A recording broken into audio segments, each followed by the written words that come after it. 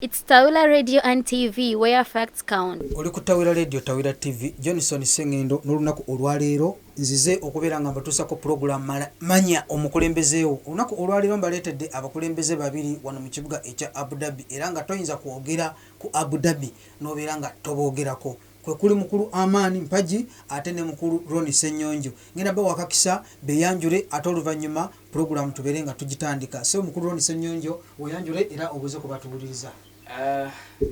Neyanziza nnyo Johnson Sengendo erinnya olyogedde Senyonjo mpozi mu community muno ndimu nga captain Uganda Cranes Abu Dhabi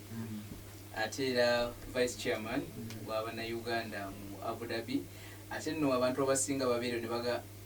vice chairman abo be baani ani abalonda well ibana abambuze ekyo ekibuuzo nja kiddamu but as of now oyinza okumpita Ronnie Senyonjo oba Captain Ronnie abantu abasinga kati emyaka 3 emabegeena babadde boogera Captain Ronnie yes nga lirinnya libamanyi libasinga okukosa ndowooza liribangwira so tuyanza nnyo okutuyita wano mukulu Sengendo ku Tawila TV Tawila Radio. Okay mukulu saba nawe yanjule era obuze kubatuwuliriza. Webale nnyo mukulu Sengendo okutukyazaako mu studios za Tawila TV and Tawila Radio. Abalabi ba Tawila TV and Radio tusanyuse okuba nti tulina abatulaba eyo. Amannya n'eddoboozi ndi mwami Amani Mpagi Baguma nga ku Uganda Cranes mu Abu Dhabi ndi mukulembeze ku tiimu ya Uganda Cranes Abu Dhabi Football Club ate mu community ya Abu Dhabi ndi munga community coordinator. Okay. Community coordinator ntegeeza nti nkwasaganya labor accommodations ez'abakozi nga Bannayuganda nemba kwasaganya n'obukulembeze bwa Abu Dhabi. In other words, ensonga eziba zigudde eyo gye tuwangaalira mu accommodations nga zeetaagamu obuyambi n'obuwabuzi bw'abakulembeze b'Abannayuganda wamu ne Ugandan Embassy. Nze neetikka emigugu egyo okugituuseeko. Omulimu n'omunene gw'olina omulimu munene gw'olina ate nkwasaganya accommodations ezisukka mu 32. Okay bamaze okweyanjulira mbawulidde naye olunaku olwaleero tugenda kubeera nga twesigamye nnyo ku league egenda mu maaso eya Uganda Cranes Abu Dhabi. Mukulu Ronnie Senyonjo njagala awo tuba tutandikira ddala briefly otubuulireko ku Uganda Cranes kyeki mu Abu Dhabi. Okay. Uganda Cranes Football Club tiimu eyo ya mupiira era y'Abannayuganda tufunye abantu ababa mu nsi ez'enjawulo abaagala okugijoyininga naye first qualification olina kuba Munnayuganda okujoyininga tiimu eyo. Ffe tiimu eyo emazeewo emyaka kati bwenjogerera giri 6 n'ekitundu. Yatandika way back nga tukyali mwami mu eyo ne tuba nti nze ne muganda wange mwami Amaanyi oyo twali tulina engeri gye twagala nnyo ebyemizannyo basically omupiira ng'era tulaba omwana ajja ku kyeyo wano asobola kuspendinga atya obudde bwe nga waba tali ku mulimu. Because many difficulties abantu ze basanga nga bazze ku byeyo kubanga bali wano neeyo walala bali mu nsi endala ffenna tusanga ebizibu bya njawulo naye wabula ebintu ebitereeza mind nga tewali kyalo okuggyako sports ebiseera ebisinga nti bw'ogenda n'ozannyamu mu kapiira n'odduka emisinde n'okuba tenisiwo ebirowoozo ebimu bikola ki. So ffe twasalawo ne tugamba katulilayinge ku mupiira so tiimu eyo bwetyo bwefuuka Uganda Cranes Abu Dhabi okuggyako nga waliwo history gwandyagadde okumanya shortly naye waali. Okay kati awo era wennyini awo baani boyinza okugamba nti bano be baatandikawo ttiimu kuba ekirowoozo si bantu bonna nti bajja nakyo oyinza omuntu omu yajja n'ekirowoozo abalala ne bakyegattako abantu abo babiri oba basatu oyinza okuba mentioninga abantu be babamanya. Tiimu eyo actually nja kugamba nti eriko abantu bangi abagiri emabega naye tudifaringa mu responsibilities ne roles era omwami eyasooka okukola link nti tukwatagana ne chairman waffe bali bamuyita Sahil Kudra bamuyita kuba wali ye Sahil Kudra yankubirako kasimu nangamba waliwo chairman wa Bannayuganda ayagala tiimu ya Bannayuganda egendeza nyimu ne Dubai omupira gwa Bannayuganda like nga eri Emirate ndala n'eno ndala naye ng'ekyo kigenda okubaawo ng'olwedde twalina tiimu ffe bwe training ya Bannayuganda wano mu Abu Dhabi City ne mu areas ez'enjawulo nga Mwami Amani bwakugambye nti yakwasaganya labor camps so waliwo camp gye bayita Mujumati waliyo tiimu ya Bannayuganda we initiated that with him then nevayo nenzire eno nasigala nga akwasaganya tiimu kozi musajja atava ku kintu alimirako kigenda waggulu ate ayagala nnyo okulaba nti Bannayuganda bamanya buli omu Munnayuganda nti munnange ali wano n'abasika okukola ki okuba nga bakwatagana so netujja nga tugatta abantu kati omwami Ismail bwe mumiitinga nambuliramu ekirowoozo kye baali bafunye nti baagala tuzanyemu omupiira gwa Bannayuganda naye nga talina ttiimu gyasobola lilayingako kuba twali tetumanyikiddwa tukuba mupiira gwaffe nga Bannayuganda era ebiseera ebyo nga tewaliwo Uganda Cranes wabula tuliwo nga Bannayuganda basisinkana wamu ne muzannyamu 8 10 webityo ne tuzannyamu akapiira kaffe buli omu nadda gyakolaki yeyeebaka so time went on ne tusalawo tukuŋŋaane kati nze nabagamba already nina points zemanyi zensobola okukubira amasimu ne bajja ne baleeta ekintu kye twetaaga ku board mu bwangu and one of them was Mr. Amani so ne mukwene mga why batuge waliwo omupiira e Dubai baagala tiimu ya Bannayuganda musajja mwangu namobilizinga natuleetera basi namba awo akasebe bakayita mu diposi waliwo omwami Kish Ismaili yalina abaana bamanye kyalina kampu naye n'abaleeta kwegamba netujja ne tukuŋŋaana twafuna abantu ndowooza almost 70 on that one day one evening nga twagala londamu tiimu ki emu egende Dubai esamba omupiira so we happened to go to Dubai okubanguyayanguyaako ne tutuuka e Dubai Dubai netukuba omupiira ogwo batukuba golo yatukuba bwenyo yatukuba bubi naye bwe twakomawo it was like a lesson nga tulina okuba ku kitukola okwongerayo ttiimu omanyi bw'ofuna omukisa ogukozesa so omukisa gwe twafuna gwe gw'abantu abangi Bannayuganda abali mu UAE ate nga buli omu ayagala nnyo okumanya weze Uganda okulaba nti atuuka wala Munnayuganda oyo wali nekyakola so netukozesa opportunity neŋŋamba bannange nakyetanga kirowoozo nti babakubayo eggolo mmeka batukuba anyakyogera kubanga bazitukuba naye afe naffe tulina be tuzikubtwagikubako era goolo ezo batukuba goolo 5-2 mwagira twagezaako kubanga twalina abantu bangi ate nga bwomanyi nti bwe tukuŋŋaana engira twali tugenda ku mupiira kati kizibu okulonda abantu botamanyi bwe basamba era twasambamu awo kalije akagalawo kamangu mangu tuga yamanyi ate byeno yamanyi kandi tukwata abantu netubassa mu kisaawe kye batulaga wali mu katono aka 5 aside si kyekyali eri mu 11 aside eri gwakulamuko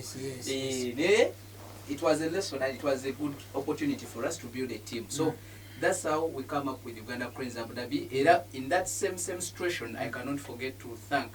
these people. Mulimu omwami George Keya,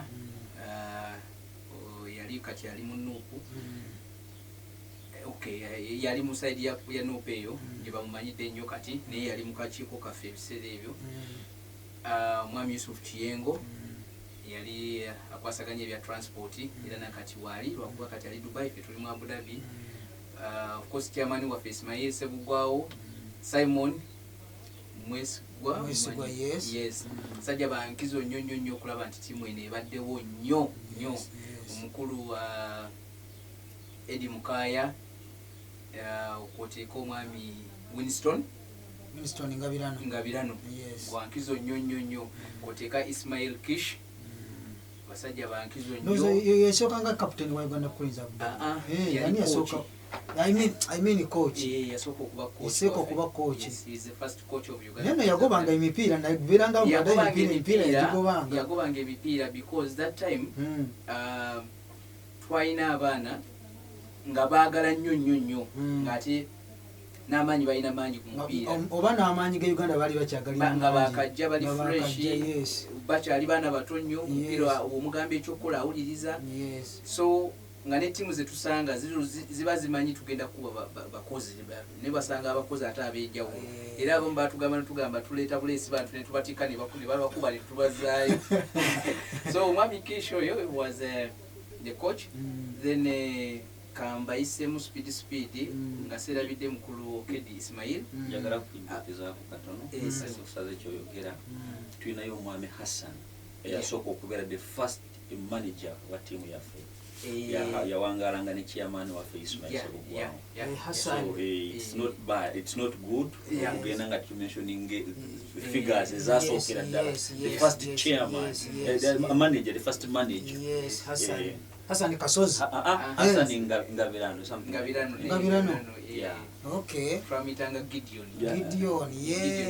Gideon see ya Hassan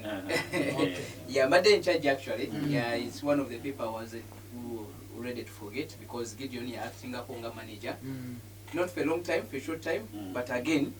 yagezako ku uplifting a team to where we wanted it to be our manager Musa Najja he took over so Hassan Kasozi omwogeddeko yali coach player kuba ne twatukesera nga tulina coach Kishinga avuddewo nga timu eri awo then sigenda kwerabira omwami Derek mukati bamita Derek Times naye nga omwami oyo Derek era ne logo gye tulina ya Uganda Cranes Abu Dhabi yagidesigninga kati abaka bula mujompadde ennungi nnyo okujjukira ku bantu abalina kye bakoze ng'osobola okijjukira exactly eyo sisobola kumwerabira era naye yamala n'akolako nga coach era ogenda kumujjukizaamu akantu akalala onansonyiwa okubeera nga kubanga eyo history eyo nkulu nnyo omulabi wa Tabira TV n'ategeera bantu ki abaali abasaale twalinawo omusambi waffe lefta yaleeta erinnya kubanga tujjukira nti twakwata eno neno kati n'agamba kino ekintu bwe tukikola bwe tuti tekivaamu so we also bought that idea so omuntu okuleeta idea nti tiimu yaffe eno tugiyite bwe tuti naye muntu mukulu nnyo kati bw'aleeta egundi eyo then idea nejja nti tulina n'okufuna logo kati mu kufuna logo ate tusanga bwe tulina abasajja baffe mu tiimu tulinamu Derek asobola okukola logo then so kati awo njagadde connectize wuti ono lefta yani amanyage Faizo okay sebo maliriza ate no mukisa tunkuweko mukulu Amani nyabe kato bakabwatuwa omwami Amani gwayogeddeko yajjako wano yali azze kuwa professional football n'azannyako kilabu emu eri awo Shahama bagita Golden Agents, something like that. Golden Agents. So yaliyoko n'abasambirako season emu 2 ndowooza n'addayo ng'akyafunye kilabu emwetaaga nnyo Uganda era ali mu super Kampala yazanya so Faizo lefter he brought that idea on table kwegamba yagamba waliwo kilabu zibange bulaba Uganda Cranes Sweden Uganda Cranes UK bichi nagamba why can't we be this so normally bwe tufuna ideas mu bantu tuziwuliriza tuziteeka ku table uziteeka ku table oli wabaze wange nga captain agindeetera mwebaza nenkwata idea nenjisa mu kakiiko ne mu bazannyi kati tufuna ebirowoozo by'abantu tulaba percentage esinga ekyogerako ki then nfuna conclusion kwe tusinzira okukola ebintu bye tukola neyazanyo sewo eyo mukulu Ronnie Senyonjo captain wa Uganda Cranes Abu Dhabi kyamazima nange njagala okumwebaza kubanga waliwo kye bayita okutoba atobye ne ttiimu waliwo we namusangako lumu nga bagenda ku emipiira nga alina ekisaganda ky'emipiira nga 25 ng'agisitudde agiyingiza mu mmotoka y'omu n'agisitula ate n'agitwala mu kisaawe kwagande nga omusajja ono ali so committed bw'ati kiki era nalwawo nali mmanyi nti oba abakulembeze basasulwa ne recent nabuza ku kyabona nti abakulembeze bakola mirimu ng'abaagala community njagala okwebaza ssebo okola emirimu oba oli abayinza okubeera abantu baliyo nga tebavaayo kukwebaza naye nganze omuntu ne Tawira Radio okutwalira awamu twagala okusiima emirimu gy'okolera community kubanga ddala kilabu eyo ya Uganda Cranes Abu Dhabi ogirwanidde nnyo okulaba nga ekyasitandiza manyi nnyo abatandise kirabu zeyo naye nga zikoze eki zifudde. kati kanze ku sayidi eno eya mukulu Amani Mpagi. Amani nsaba onyonyole kati tugenze ddala ku liigi egenda mu maaso. Nsaba otandike ku liigi eno. Liigi yaliwo naye neetandise. Bigendererwa ki ebiri mu liigi eno era ttiimu ki eziva aleni zijja ne zeegattamu ttiimu ki eziri mu liigi eno? Webale nnyo omukulu Johnson Senyonjo kumpa nate. Kati liigi eno etambula. Twali awo ne tunoonya engeri gye tusobola okusukkuluma ku Emirates endala. Jjukira buli lw'oba nga toyinaamu kino kirowoozo kyakwagala kukula era tokula.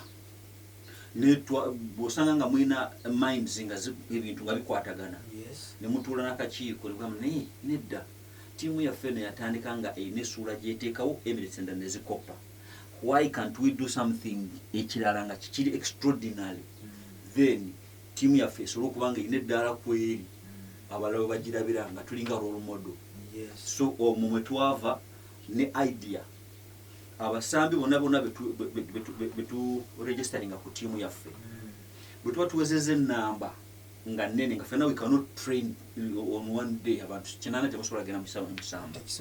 naye tugamba how best can we maintain ttiimu eno okugikuuma nga eri ku standard abasambi nga tubalina nga tebaweddeemu mulaalo tuba tulina kukola ki ne tusetingawo ennaku ez'okutrainingiramu of which abaana abamu nga tebasobola kuzimiitinga olw'emirimu naki. Then ne tulaba nti the idea y'okuleetawo nga tournament esobola okuteekamu omuzinzi erya bbugumu eryo.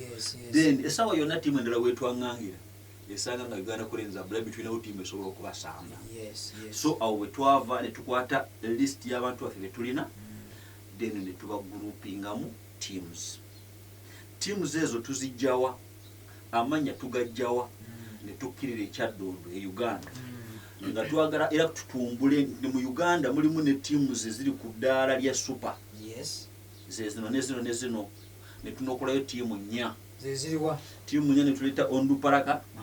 ne tuleeta Express ne tuleeta Villa ne tuleeta ne URA ne tuzireeta nti zino gano ge mannya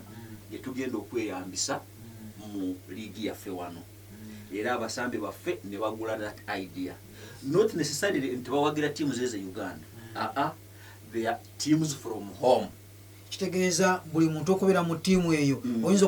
okuba mpagira Villa naye ate n'ensambira Express. As long as tutumbula kintu kyawaka eno katulinga ku international scene. Jjukira tulina mu kibuga kikulu ekya UAE. So kati ne tugamba n'abantu beeka katukwateko ttiimu ziziri tubeeko we tuziteeka. Tulage nazo gye ziri. So kati ne tukwata abasambi baffe ne tubasiidinga. Right now obanga nkuzi kati we tuyimiridde abasambi 8+ betubadde tulina ne tubasiidinga ne tukwata buli ttiimu ne tugiwa abasambi 20. Okuweereza ttiimu abasambi 20 kitegeeza ki? Tubeera nga tuli awo ne tulemererwa okujja ffenna olw'emirimu ne shifts. So kati ne tugamba ttiimu bwe tugiwa abantu 20 at least 15 basobola at least okunyigiriza ne babaawo. So that's how league kwe tugitambuliza. Abasambi tulina bangi emirimu gibasiba naye at least abamu banyigiriza. So okwebuuza abasambi 2 basamba koddi ne bwetyo bwe twakisengeka kati right now ku musingi kwe tukitambuliza okwo. Yazanye sikate mukulu Ronnie Senyonjo. Bade njagala kuongereza katini ku nsonga eyo. Echa clubs nga technical wakyogedde tulina okujjukira omuntu eyaleeta ekirowoozo ekyo. I mean, it's a recognition platform now. We need to accept that this idea came from a certain person, and this is how fighters taken us. Mwami Sam Chintu of Uganda, yali assistant captain Uganda Cranes Abu Dhabi. Era kati muzanyi wa URA yavaayo n'asharinga ekirowoozo ekyo ne tukibayinga era kati kikola. He contacted me mu inbox. Nemugamba nga bulijjo oli bwaleeta ekirowoozo nange nga njanjerye akakiiko nga bakola ki so buli omu n'akiraba nti kintu kyali kirungi nnyo to be honest ekintu kino kivuddemu ekintu kye twali tutasuubira nti bwe tubeera ne game olaba abantu abavudde mu bifo ebyenjawulo abantu batravullinga okuva e Dubai nga bazisamba kapiira travelling from Dubai is 1.5 hours drive ng'ovuga 140 eyo speed 140 ng'ojja just straight road wantu wala kitegeera naye abantu bavuga emmotoka ne bajja ne bavuga ne baddayo just to play one game which game is only 25 minutes so Mwami Samu Kintu of Uganda, thank you so much for bringing this idea. It is doing well and it will stay, it will continue going on. Balijja ne bakisanga bajja kitwala maaso webale nnyo webale ddala. Okay, kati mukulu Ronnie Senyonjo nsaba otubuulireko ku bukulembeze bwa Uganda Cranes Abu Dhabi. Omanyi tulina ebintu bibiri, waliwo obukulembeze bwa Uganda nizini muli mu biti byonna kati byonna oyinza bizingira awamu olwokuba tuli mwe bakulembeze mu Uganda Cranes Abu Dhabi ate ne mu community gye muli kati as per now bulya ku bantu obukulembeze bwa Uganda Cranes Abu Dhabi buli butya obukulembeze bwa Uganda Cranes Abu Dhabi tulina ebifo ebyenjawulo naye nga essaawa eno nga liigi bwegenda mu maaso twakolawo tentative committee netusaamu abazanyi nga ba captains ba teams ne betugiyita technical league committee naye nga Abu Dhabi Cranes yo nga yo erina akakiiko kaayo akatwala omupiira gw'Abannayuganda mu Abu Dhabi abo bali mu kilabu yaffe tetulina buyinza ku balala batali mu UCAD bakola byabwe era tetulina NSA, we cannot stop them, we cannot say anything about it. However, ife nga UCAD tulina sports director Mwami Eddie Mukaya, tulina technical director Omwami Atudao, tulina assistant technical Mwami George Muhumuza, netubeera ne welfare manager, netuba ne sports coordinator department, newabeerawo captains department, ndiko ne Mwami Kiza Ronald, assistant captain, n'Omwami Kasule Nasa ali China camp. So obukulembeze bwine ebifo ebyenjawulo ne disciplinary committee of course abazanyi b'omupiira basibuka mu kempisi because omupiira guleeta tension ate bwe guleeta tension abantu basibuka empisa si lwakuba nti baba mpisa mbi naye kali akokwagala okuwangula okulaga nti mmanyi kakuleetera okusibuka empisa so twafuna disciplinary committee era ekulemberwa Mwami Kigongo Richard musomesa bamanyinga musomesa eyo nayo weeri netubeerako n'abakwasaganya ebyemijoozi kids department kale kwegamba club eyo ebbanga lyemaze tuzze tulaba kyetaagisa nga buli kyetaagisa tukifunira omukulembeze asobola okukikwasaganya kati bw'otunula ku sayidi eri nga bwogambye mbizingire wamu eri sayidi tulina akakiiko akatwala Bannayuganda bonna mu Abu Dhabi. Akakiiko ako is a voluntary work done by those people what basasula, there's no pay naye tufuna abaana bafuna ebizibu bosi wange yawambye passport bosi wange tansasula nze sina wa kukola ki kati bwe bajja ewaffe oli n'aleeta ekizibu kyayina mutuufu nga mulaba waliwo way out ey'okumuyamba mumutwala in the right place oba tusonda ssente tusondeddeko abaana miliyoni esukka mu 10 nga bafunye ebizibu oli afeereddwa oli ayagala operation ebyo nabivudde mu community yaffe kekakiiko ako kwegamba tetuyina nti tuyina check paycheck at the end of the month no we are just nga wobeerawo nga gwe mukama yakublessinga osobola okukolera banno omanyi leadership aga it comes from God kati obeerawo nga ekyo mukama kyeyakuwa ng'olina okukikola tolindako nti singa nfunyeyo 10,000 obirabyeko abaana bangi betutise ku nnyonyi nga abadde talina tiketi abaana bangi nga bazadde bwe balina obuzibu wana akasaala katono oluusi talina nasalale olwoba abadde anoonya mulimu ewa family nefuna obuzibu n'addukira mu kakiiko so ne tuyita mu bannaffe ne tukuŋŋaanya kye tusobodde ne tubawa so ke kakakiiko akalala akakulemberwamu Ismail Ssebugwawo omukungu wa Ssaabasajja Kabaka era atwala ebbendobendo lya Abu Dhabi Ismail Ssebugwawo ate era nga munnamawulire wa Kaliji Times yatukulembera era kwaka akakiiko nga ndiko nga vice chairman we n'abakulembeze abalala. Okay. Tuyaza nnyo mukulu Ronnie Senyonjo. Katugenda okummulamu kanzire ku mukulu Amani Mpagi Baguma onnyonnyole ku bantu omuntu ayagala okuyingira mu Uganda Cranes Abu Dhabi. Biki bye mumwetaagisa nti akatono tumukakasizza musambi wa Uganda Cranes Abu Dhabi. Webale nnyo mukulu Johnson. Omuntu yenna ayagala okuyingira mu Uganda Cranes Abu Dhabi. Waliwo ekintu kimu ekiriwo nga ekyenjawulo. Tetulina myaka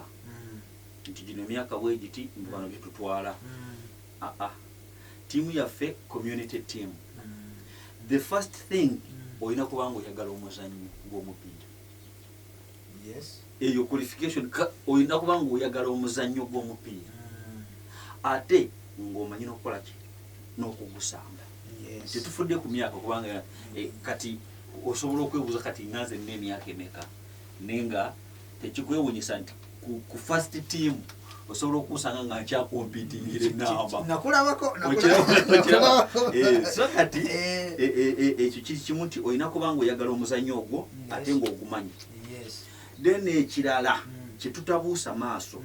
olina kubanga oli well disciplined nga n'omuntu agenda okukurekomeninga okusindika kukusembeza gye tuli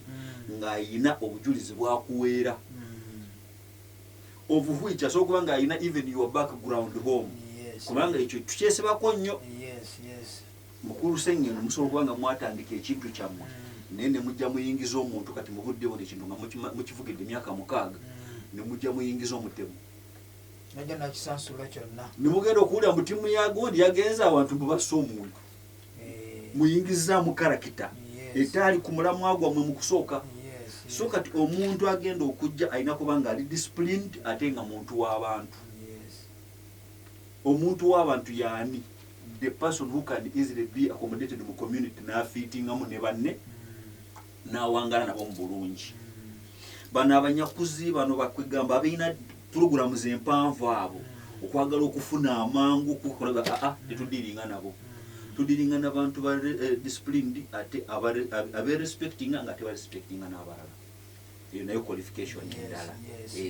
Then kati bwe tudda ku kirala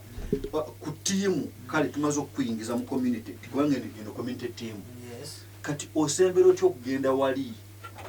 tutandika okukwambaza omujozi nti guno gwa Onduparaka guno gwaki kiki kyolinawo mu kugulu kati awo wano tukuyingiza oli memba n'omupiira okusamba naye okujja kutya so kati awo wayingiriramu ebya tekiniko naye nga wali amaze okuyingira tumuyingiza omusajja ayagala omuzannyo ate n'okusambaasamba. Kati mukulu Amani era katugende eddala awo biki mumanyi mubeeramu achievements omubeeramu ne challenges eziriwo. Challenges siyolaba nti zamufeesinze okumanaginga tiimu eno. Kati the biggest challenge nga bwekimanyi nti tuli ku mawanga ate nga tulina okubaawo tiimu erina okutambula tiimu erina okuba nga ebintu biraninga. Tulina challenge ya sponsorship. We are not sponsored, tetusasulwa ate ebintu birina okutambula, which means tulina okukkirira kasawo. Olaba that kind of love. Love yebeere sukkulumye oyandikomye engeri gy'okwata akasaalako n'osooka n'otoolako zino mbwate zino za mupiira ate ovuga kimupiira nga tebagenda kukusasula. Okitegedde? Kati ekyo eyo challenge gye tulina naye we thank God nti tusobodde okutambuza ekintu ekyo kubanga we have that zeal, tulinamu kiri okwagala kuli. Kati kitusobodde okusigala nga tukola ki ng'ekintu kitambula against that challenge. Then gye twandiise nga achievement community yaffe every day and again eri mu kukula. Oluusi ne bwe tubeera ku kisaawe tuba tetumanyi nti oba muli mu kuturekodinga. So twebaza nnyo okuba nti nammwe kennyini nnyini musobodde okutumanyisa ensi nekola ki netegeera nti gyetuli. Okay. kakati mukulu Ronnie Senyonjo nga tuwumulamu njagala ku nsonga yemu omukulu nigyayogerako kyemmanyi ekintu ekitamanagingika ku nsi be bantu abali wamu naddala abasambi b'omupiira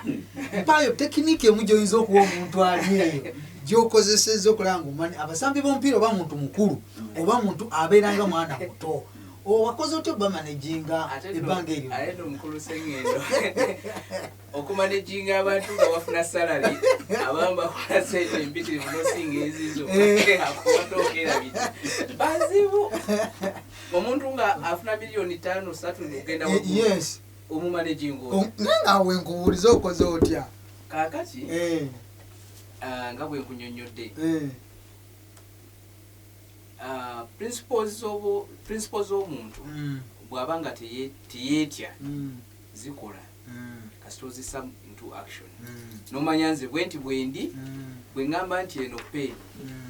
esigala peeni sijja giyita penso because it is a pen kati gwe bw'ojjanga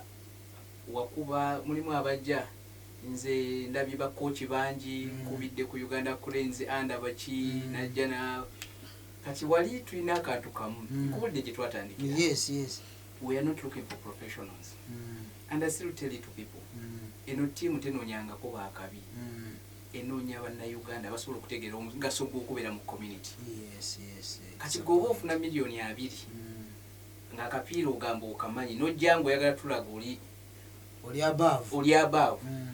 bw'oba tufuna miliyoni 2 nojjangu oyagala tulaga oli mukubi w'akapiira w'amaanyi kochi gundi akumanyi simanya wakubako ne micho simanya ebyo kati Uganda Cranes ebekulemye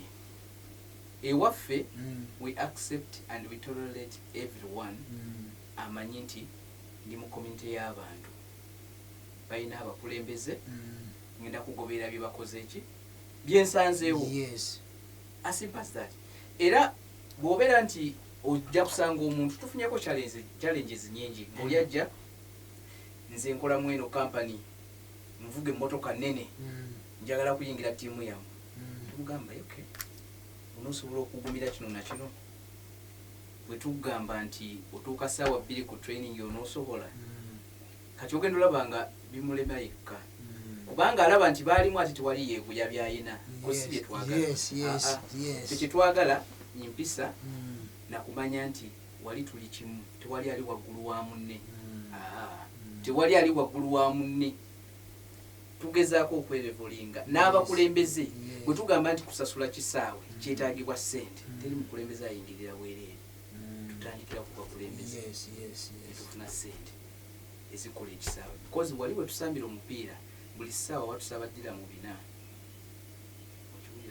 Dirambina wali ono gye mitwalo 4 ag'Uganda okusambirawo eddakiika nga ssaawa emu mitwalo 4 ate ezo bazitusaba because tulinayo munnayuganda munnaffe ali eyo bamuyita Farouk ya presentinga issue yaffe nayogera ku community yaffe kwegamba olwokuba nti munnayuganda nebaga kale yita omu ku bakulembeze ajja meeting manager mwogere ku contract so netufuna contract netufuna discount ne batusalirako naye nga buli ssaawa eba yaddira mu 6,500 buli ssaawa emu bwoti gyosanga omupiira ate nga si full pitch kati full pitch eba yakakadde kamu emitwalo 2 essaawa emu ekisaawe ekiramba kakadde kamu emitwalo 2 kati gwe bw'ojjanga ne bw'ojjanga ozooga ogenda tusasulira mu mwaka mulamba naye nga tojja kugobera bye twagala ng'abakulembeze era waba wakulemye kubanga bonna abazanyi boolaba bakola era tusobola okutuukiriza ne tufuna bye twagala tulina amakampuni agajja ne gatukwatirako ng'era instant cash nja gyogerako kampani eyo juzi yatuwa emipiira 15 quality emipiira mirungi nnyo netuwa omujozi mulamba quality ennungi nnyo piece 18 njozi gy'abakipa bibuzi you know kati ekintu ekyo bakiraba nti kirina we kituuse kirina obukulembeze kati omuntu ayambirwa okiteekamu ssente so kati omuntu bw'ojja n'osanga ekintu kirina we kituuse kizibu nnyo okwewaggula n'okwewanika era obeeroga sajja bano mbayingiddemu ntya bw'obeera kyoyagala oyisaawo era obeega akigamba Amani oyo anakibayinga nga tabulidde gundi ffe tuli kimu bw'ogamba ono ajja ewange bw'ongamba ngenda ewuwe kyobulaba nti kizibu nnyo omuntu okubreakinga through okuyiwa ttiimu ttiimu ezzenga efuna challenges mulimu abajagala ogitwala mu byobufuzi abagala ogitwala eno tubagamba eno ttiimu ya mupiira.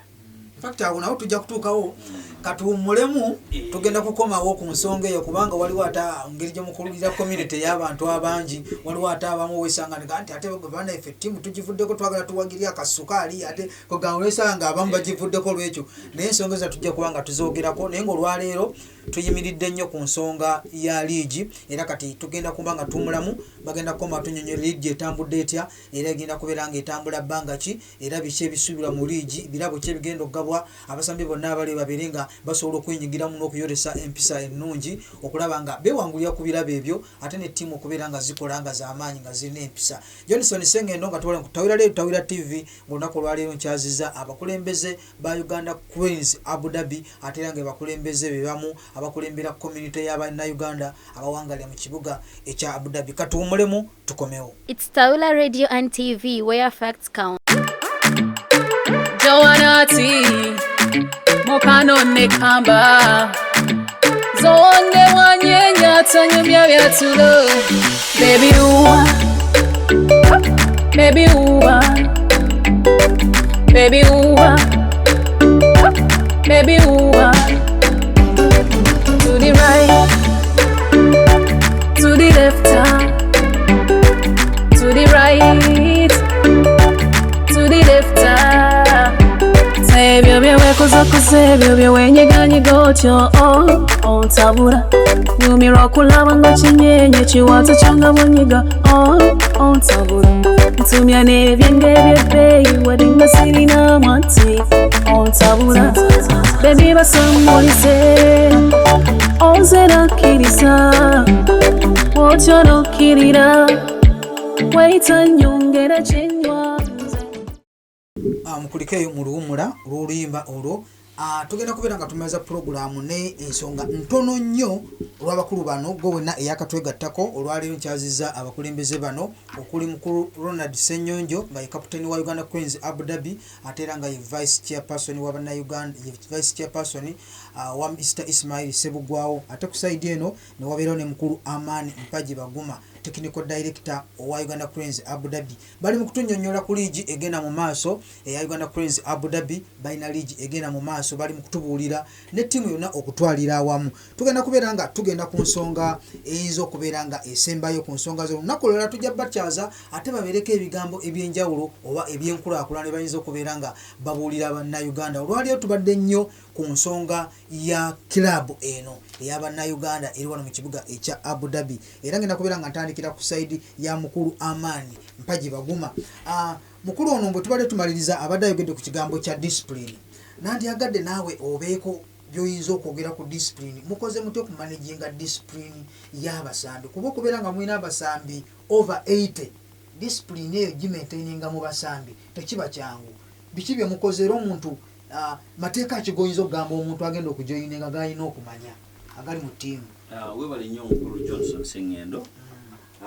Njagala kwogerako ku nsonga eno ensonga y'empisa ku Uganda Cranes Abu Dhabi gye twatwalanga ennyingo esookerwako olw'ensonga omanyi eno tuli mu mawanga ate twajja kukola kati omusajja tasobola nga alinawo obukadde 5 oba 7 aba alabirira nti wa kitalo so kati okwagala okukontrolinga bano abantu walina kubaawo ennyingo ze musooka okumuteera ku mmeeza nga tanabona kubajoyininga so kati ennyingo eno gye tujja tukulembeza n'oyo omuntu agenda okukusekendinga okusembera kumpi newe tuli akugamba kintu eki empisa n'okussaamu banno ekitiibwa b'osanze so kati bwe tusobodde okukwasaganya komite era eyo ennyingo omuntu lwabanga agivaako bw'ati ngenda kuwako ekyokulabirako nti bwe tukuleeta ku ttiimu nojja oba during the match oba outside the pitch n'ofulumya ebigambo eby'ensimattu nga tebiri ku mulamwa gwaffe gwe twatandikirako ekintu kunono zaffe oyingirirawo mu disciplinary committee oba badde mu kisawo oba badde wabweru as long as kasita tufune ensonga oba kasita waba complaininga ku nga ayina obujulizi straight away tukutwalirawo mu kakiiko tulina disciplinary committee eyo disciplinary committee tulina bangi betuyimiriza ku ttiimu yaffe ne tutuuka ku nzikiriziganya ey'omuggundu emu nti ono tajja kusoboka katugira tumuwumuza ku mabbali community yaffe esigale ng'etambula bulungi so kati bwe tuwe tukikoze tuli strict nnyo ku nsonga eyo buli lwogezaako okuva ku mulamwa gwaffe tukuze ebbali kati bizibu ki byinzoga nti banne mu discipline y'abasambi kino kitufuukidde ekizibu kyogamba nti kino bannaye kyoyinza noga nti omusambi ali eyo oyinza okimuga nti bannaye kino kiri mu ttiimu yaffe naye tukikendeezeeko waliwo byolaba nga byo bisose kati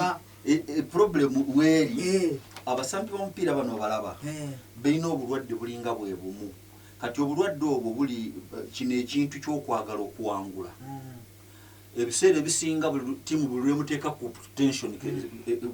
discipline issue tusinga kuzifunamu nga waliwo omuzannyo oguzannyibwa kati basobola okumusaako akazito ttiimu ye ne bagisaako akazito nga bagitwalaganya kati nga buli ensobi ekolebwa mu kisaawo ayagala agicapitalizingako kusobola okufuna ki favors kudda ku side ye kati oba refu bwalemererwa okumuwayo kyayagala kati abamu ne bafulumya ebigambo by'ensimatu n'ekyo kirabika kiri everywhere ne mu makirabu agensi endala mu biraba omuzannyo oba n'avaamu ekigambo kati awo tusinga nnyo okusangawo ki kati okukontrolinga abo kubanga tulina ebigambo byaffe ebiganda ebitali byangu kukasukira munno kati tuteekawo nnyo etafaali ezitaawo oba bakutwalaganya naye tutusimatula tuwemula batutulamugabekolaki kati awo tuteekawo nnyo amaanyi mangi naye nga challenge etera nnyo okuva mu kisaawo olwa tempo eba erinye mukola kati era nga sinagenda wamukulu Ronnie Senyonjo nsaba n'ensonga ya timu zonna ezisinga eziri profession ziba n'omuntu aziri emabega waazo azini training coaching biki ebyo coach mulina coach timu erina coach webale nnyo mukulu Johnson kati tuli bannamukisa timu eno twali tugitandika twasanga nti tulina abasajja baffe nga Winston Ngabirano netusanga nga tulina abasajja nga Ismail Kish betwatandika nabo initially abasajja abo bali basajja abamanyi okusamba omupiira so nga batuyigiriza bo kye bamanyi ate kye balaba nti kirungi kati tuba tuli awo nga abasajja bakavaawo bwe bati Mukama Katonda n'atugemulira ne tufuna coach omutendeke ddala alina license newe twogerera wano mu ggwanga mwe tuli mu UAE coach mulamba wa tiimu namba klabu nnene mu UAE nga Munnayuganda munaffe mukulu Asaf Kalumba so ye coach waffe wa Uganda Cranes Abu Dhabi ate ekisinga okwewuunyisa omusajja okujjanga professional ali ku level eyo international level n'agamba ngenda kubawa coaching services for free. That's good. Awo twali tuguddewo n'ekigo era mukulu Asaf Kalumba yona gyoli kimanye kufa ku ntobe y'emitima gyaffe nti tusiima obuweereza buno nawe wotuusiza ttiimu yaffe kino kyolaba tuzimba kino si maanyi gaffe kirimu n'obukugu bw'abano bano balina level kwe batutuusizza kati njagala ombuulire ffe abasajja abatasoba bintu bya coaching okusengeka bano abantu n'obajjamu kino ekintu nti liigi eryawo n'etambula emyezi 2 kitundu olowooza waba tewaliwo amagezi ga kikulu so tulinamu abantu bwe batyo. Kati kangendeko ku side ya mukulu Ronnie Senyonjo ensonga eno njagala nayo tugyogereko kubanga tugiwulira ng'etambula ng'oba oliawo oyinza okunona komite yaffe tulina ebyobufuzi ebiri mu Abu Dhabi oba neyo ey'okutwalira awamu parties ebye Uganda byayingira mu UAE ensonga eyo yayingirako ne mu ttiimu gy'okulembera ensonga eyo mulimu ttiimu gy'empulira gye bayita Kasukali FC waliwo ttiimu kwegamba wali Uganda Cranes Abu Dhabi abasambi bo basambira mu Kasukali abasambi ba Kasukali ne basambira ensonga eyo ttiimu muziyingizaamu ebyobufuzi mulimu tya nyonyola ku nsonga eyo. Johnson anziza eddoboozi eddoboozi likendedde naye lyongerevuko obuuza ekibuuzo si kitono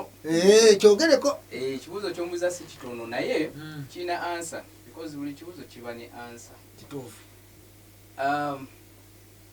every Ugandan honestly ali nomu ayagala change. I'm 100% sure nje ndi kumpewo every Ugandan ali nomu oba otambuddeko oba tutambuddeko reading nga yo in your right senses you'd love to see some changes in your country at any level be it the top middle ne wasembayo now fe tujja ne tukozesa gye tumanyi si mu bukugu ennyo naye ate mu magezi amatono ge tumanyi nga ebintu ebya omanyi socialization community activities community biki nitulaba ebintu ebisobola okutuleetera obuzibu kati bannaffe abamu ne bajja nga balina kiri ekibayingiddemu kirina okubeera oba mwagala oba temwagala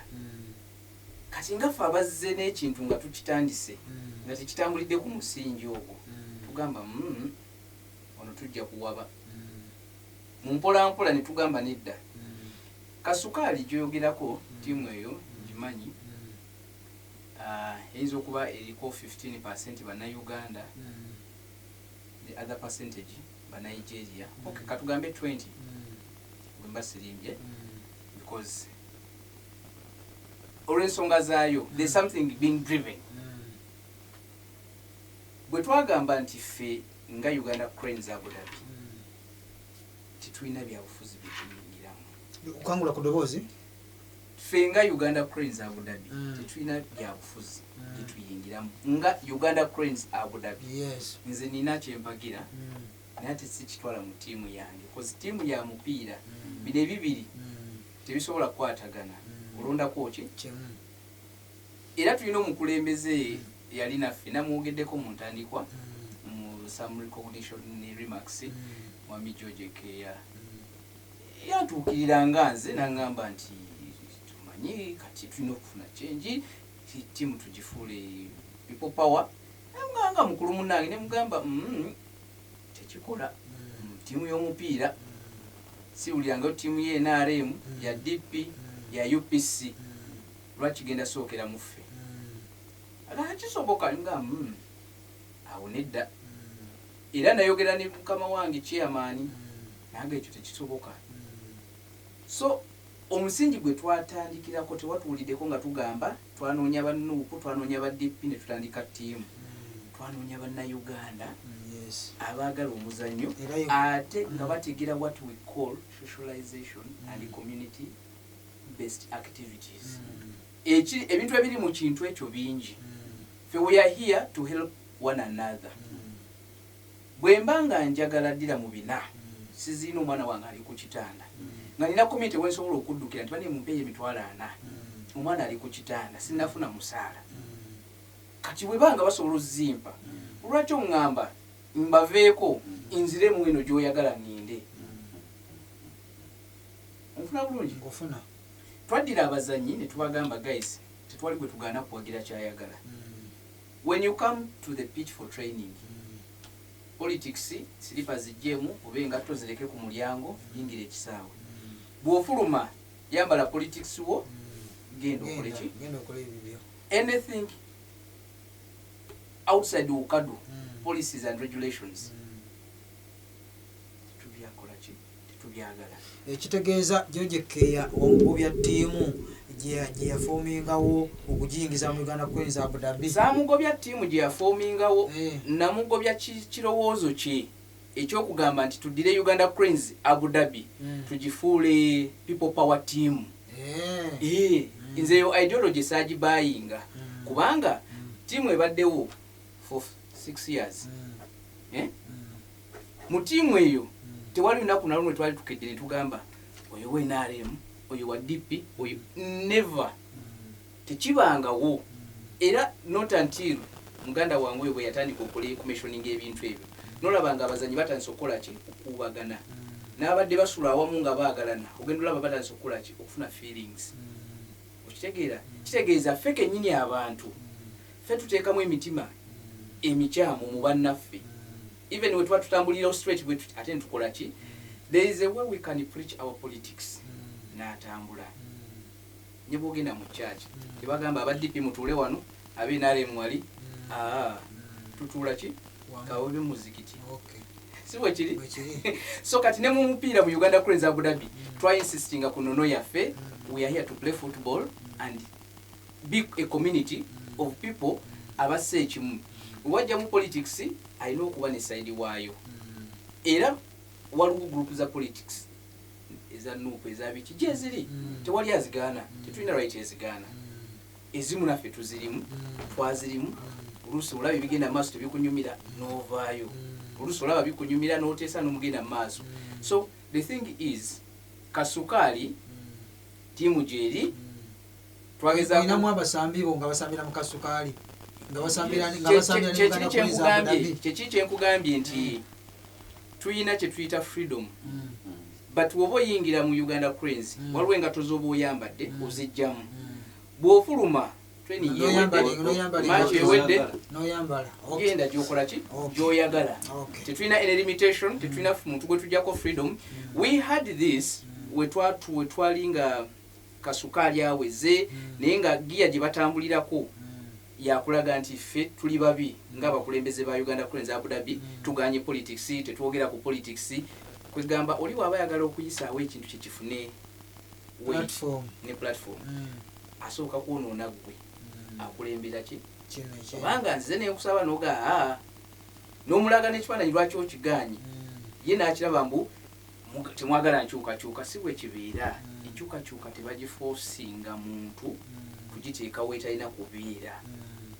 guno muzannyo mukulu Johnson oludde mu bintu bino ebyamawulire mbulira liigi ya political parties gyolabyeko okufuna kati bw'otuuse wano tugitwogere mazima mbulira nti parliament yafuluma ddi aba-NRM ne bazannya abanno I mean tubeere realistic by the way because abantu abamu bonoona amannya gaffe nga balina bye bayisaawo but let us be honest nkugambye Mpagira Kyagulanyi naye mu mupiira mu Uganda Cranes Abu Dhabi eyo issue sigiteekayo nina abantu bendi nabo bwe tuwagira Kyagulanyi bangi bwe tufuluma wabweru tugenda ne tukola ebyaffe oba ne tulonda oba ne tukola ki noona alina ababe aba UPC naawe olina ababo aba DP kati mufuluma wabweru but we tujja mu eno saaka eno mwena mbeera kitole wamu we are ukadu period okay kakati njagala tubeere nga tumaliriza nga tugenda ku liigi eno nga tugimaliriza birabo ki ebitegekeddwa olwa ttiimu egenda okuwangula bano biki kugamba oyinza nti omuntu anaawangula agenda kufuna kino omusambi ow'empisa n'afuna bwoti oyinza bitumenyeramenyeramu abasambi baffe liigi ng'egenda mu maaso bakole nga balina essuubi webali nnyo omukulu Johnson olaba bwe tuba tutandika bino ebintu tutambula nga tulimu ekintu kyokwagala tugende nga tukulaakulana nga tugenda waggulu kituufu bwe twatandika first edition twagitandika ne tubaako ebirabo bitonotono bye twakola ki bye twassaawo mu ebyo twalinamu best goalkeeper top scorer nga tulina omusimanyi wa best defender bikiwe bityo nga tulinamu the most disciplined team kati ebyo nga bwolaba ne team endala nga bezigaba naye bino ebyaffe byali limited olwa kamutaka kano naye kati kyetwakoze ate this time ekintu twakirinyisizza nga tutandikira ku kwambala teams this time zazze nga zina eno second edition yazze n'ebyayo mijozi mipya nga tompya uniforms ebikozesebwa byonna buli kimu ate nejja nga eriko n'ekyenjawulo nga abagenda okufuwa emipiira nga era bali sponsored by UCAD n'okubambaza buli kimu ototiraba kati eddala kwe twakireetedde kino ekintu kati nga tukiplanning ze nti emyezi gyetugenda okuba nga tukitambuza bwe tuba tukituuse eno ku nkomerero the other time twagaba ebirabo nga tuweereza first team ewangudde ne runners up naye this time tulina okuconsideringa teams zimeka olaba eyo step tulinye step kati yes akutte ekisooka ekyokubiri n'ekyokusatu then mu basambi tugenze nga twongerako kati tuyina consideration gye twataddewo era nga netugezaako kati kino njagala abasambi baffe mukitegeere kino kyemwalabye tukola last opening matches zaffe nti man of the match tobeera man of the match for one game endala sigala nga weimprovinga waliwo ekirabo ekyenjawulo kasita oba nga mu match ezisukka nga 4 ng'olina kyogezezaako okukola kyokulaga kati ne step twajongeddemu ng'ekirungu then n'ebirabo ebirala ebitaagabibwa mu season eri ewedde naye ebigabibwa ku mitendera gyonna za ttiimu zemumanyi nga liiga eggwa this time byonna byonna twakoze ki twabiconsiderinze position zonna nga bwemuzimanyi zonna twaziconsiderinze era tuli mu kubitegeka ku kyebirabo bw'oba temunaba kukiggalawo tulina abantu aba community luli twawaayo famire ya Don Banks kawaida Don Banks abantu abo baludde nga bayamba community yaffe emipiira ebintu ebirala byonna nga baleeta ebintu zikuula z'amazzi eki kwegamba twawadinga best community people same day nitwawadinga best supporters oba fans aba clubs kusinzira ku muntu azze okulaba omupiira ne energy gyateekamu n'attendance so tubafunira ebirabo ebyenjawulo sometimes not sometimes last time in fact twagaba ndoza ni certificates nitubawa certificates tusuubira this time tugenda kwongera kubongezi kwekyo nga but tukubiriza abana Uganda yonna gye muli mujje mulabe emipiira muba oli muzanyi wa kapiira mulungi ng'olina empisa tubaaniriza tuba introducinga ku team emitendera bagyogedde dda. We are not limiting people, but certain times we do. Okusinza ku situation ebeerawo kati nga bwe tutandika liigi tuba tetukkiriza abazanyi bapya because already abazanyi babafunye teams zaabwe so tukikola paka leegi esooka bweggwa bwe kiba kyetaagisa mu second leg tubawa chance bwe kiba tekyetaagisa tetuteekeramu ddala abazanyi bapya mu tiimu paka liigi ng'ewedde ebeera ya myezi 2 almost myezi 2 so bw'oba oli eyo ng'oli mu Abu Dhabi you're welcome kasooba muna Uganda ne obeera Dubai nga gwosobola okubanga otuukiriza ekyokubeera nti oyagala Abu Dhabi ne community yaffe y'abana Uganda ng'ojja kubeera nga we tukwetaagidde you can still come we welcome you muyite mu makubo amatuufu okujoininga team see the committee mubeyanjulire tubamanye we can include in the team. Okay kale nga tumaliza program y'olunaku olwaleero ngenda kubeera nga mbasiibula naye nga sina basiibula ngenda kuwaayo abakulu bano akakisa buli omu abeeka abantu be batumira oba oliawo n'okuyisaayo obubaka obw'enjawulo ke tuyinza okuyita akaterekeka babeeko ebigambo ebyenjawulo bye bayinza okusibirira ttiimu yaffe gye bayinza okusibira community y'abannayuganda bawangalira mu Abu Dhabi naye eyo n'okutwaliramu kiyinza okubeera nga kiri outside football naye nga kiri mu section ndala ojja kubeera ng'osobola okukiyisaawo kibeere nga kiyamba bannayuganda baffe mwenna abali njagala okubebaza mwenna abafollowinga Tawira Radio Tawira TV namwe mwenna abawagira community yaffe ey'abannayuganda ddala abawangalira mu kibuga ekya Abu Dhabi ne ttiimu yaffe banene ttiimu yaffe oba olina omupiira guleetere ttiimu ogugiwe oba olina ekintu kyonna oba kuula y'amazzi gireetero giweki ogiwe ttiimu yaffe tuwagire ttiimu yaffe nga bannayuganda abawangalira mu Abu Dhabi. Kakati mukulu Amani Mpagi Baguma nga tumaliza puroguramu eno nsaba obeeko obubaka obw'enjawulo otumire ne ku bantu b'oba wandiyagadde okutumirako. Weebale nnyo mukulu Johnson Senyonjo. Obubaka buno bugenda eri abasambi ba Uganda Cranes Abu Dhabi. Liigi yaffe yatandise netandika bulungi ne mu displaying the best standard of discipline nga tutandika officiating of the matches naye badde ku standard just obubaka wange buli nti temweteeka nnyo ku tension just eyo mu butiimu bwammwe musobola okubeera nga mukubakubamu nga mutrainingamu nga mujogingamu nga mumaintaininga fitness zammwe levels zammwe zigenda okukola ki okulaga ki kye mulinawo mu other coming matches. So ebintu mu keeping ekintu nga kiri ku level kwe tubadde nga Uganda Cranes Abu Dhabi. Tebateeka mu nnyonyo feelings kugenda wala naye nga beekuumire eri munda batraininge bakole ki buli muntu weekuumire ku standard. Ekirala tetuva ku nnono yaffe eya discipline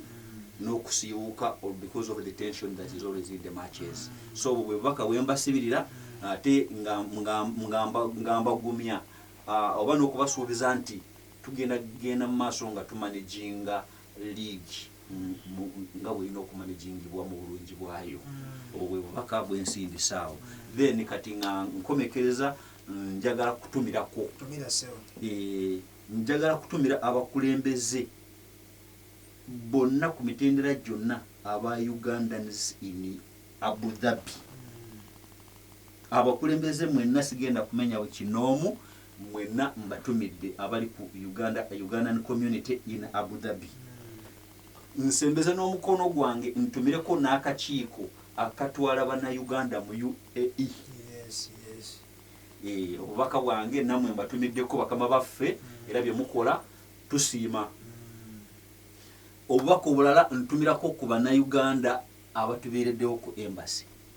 Tulina embassy of which amawulire gensobola okuwa nti at least at this time tetuli nnyonyoala ne embassy yaffe. So n'abakulu baffe abali ku embassy nammwe mbatumiddeko. Akensusso ntumira omusajja waliwo abasajja baffe nga basatu bongenda kubatumira akawe nga kansusso kubanga bo waliwo ekintu kye balaga nga si kya bulijjo. Tulina Haji Musa tulina bwe tusobola kumwebaza mu buli mbeera yonna enzibu abeereddewo community yaffe. We tumutuukira bwe tuti nga waliwo ekitusinziza amaanyi agezaako nga bw'asobola. Haji Musa nkutumiddeko. Tulina mukulu Ismail Okedi. Abo be bantu benkugamba nti oba saawa mmeka omukubidde essimu nti Munnayuganda baba musudde wali n'avaayo. So sisobola butatumirako ku bantu abo ak'enjawulo. Then ne chairman waffe omulungi Ismail Sebugwawo. Ate sigenda kwerabira nina nfumbira ettooke. Mutumire si ye yakisoose oyo. Kati oyo ye Justin Musembeyo n'amanya nti okay ekitegeeza ekisajja kino kiri kisiima. Okay mama w'abaana awaka naawe nkukoneddemu ate nenkusembyayo. Sebo bubaka bwange obwo. Amanyani obubaka bwange nga bano abasambi bano beetwala bano. Bo esaawa yonna mba mbatumira. Bo mba mbatumira era nammwe gye muli eyo mumanye nti tekeniko waakutte weewo. Amannya nsigadde ndi Amani Mpagi Baguma. Amina. Kakati sewo mukulu Ronnie Senyonjo naawe obubaka obusembayo n'okutumira ku bantu. Mwami Johnson Sengendo webale nnyo. Mpozi ngenda sooka okwebaza okutukyaza wano. Era nsaba bannayuganda mwenna mugende ku YouTube channel munoonye Tawira TV, Tawira Radio. Mujalaba kalogo kaliko ng'omuntu alina headphones oba headsets yelogo eyo. So ojja kuba ng'ogiraba bulungi. Bambi subscribe, like, share ebintu bya Mwami Johnson Tawira ne team ye. Facebook kwebali nnyo. So osobola okuba ng'obanoonyako kubeerako information nyingi ekwata ku bannayuganda,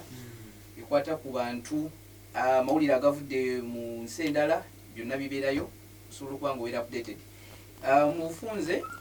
nze Ronnie Senyonjo osobola okunfuna bw'oba olina kyoyagala okumbuuza ekikwatagana ne Uganda Cranes Abu Dhabi. Osobola okunsanga ku Facebook page yange. Erinnya eryo nalikyusaamu.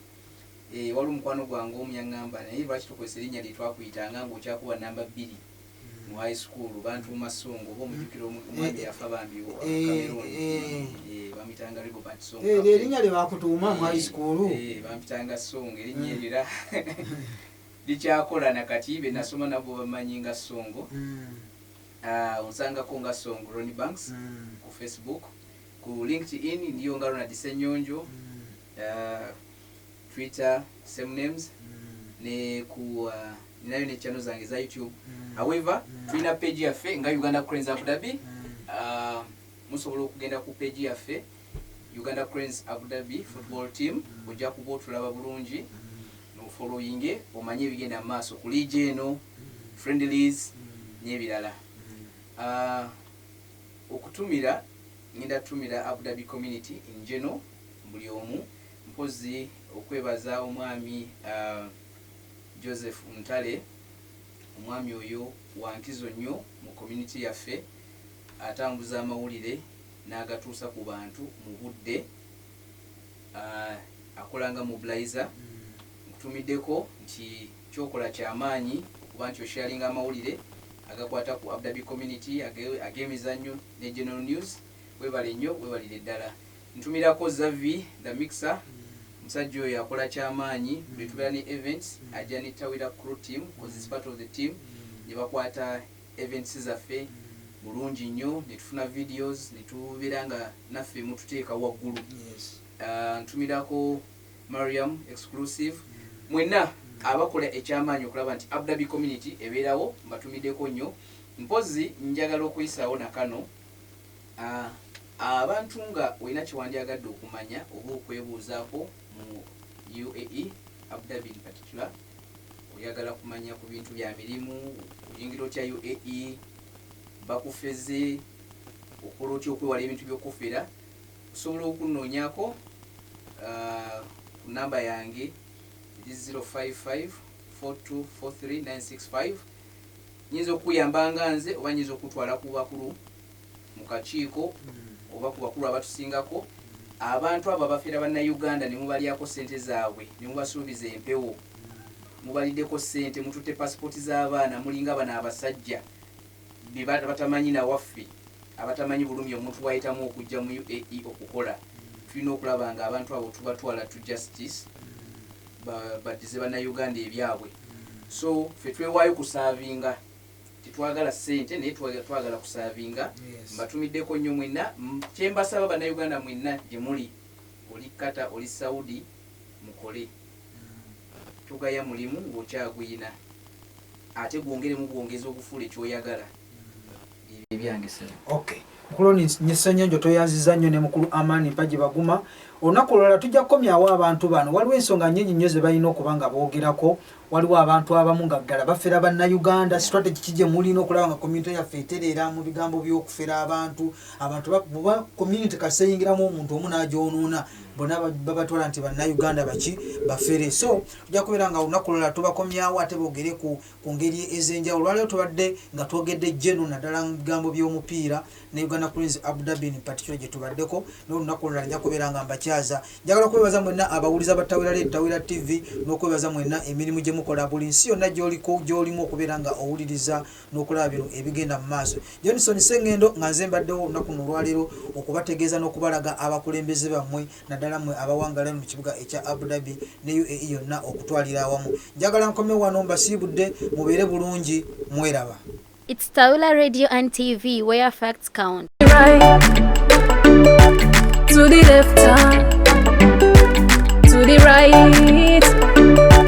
to the left hand.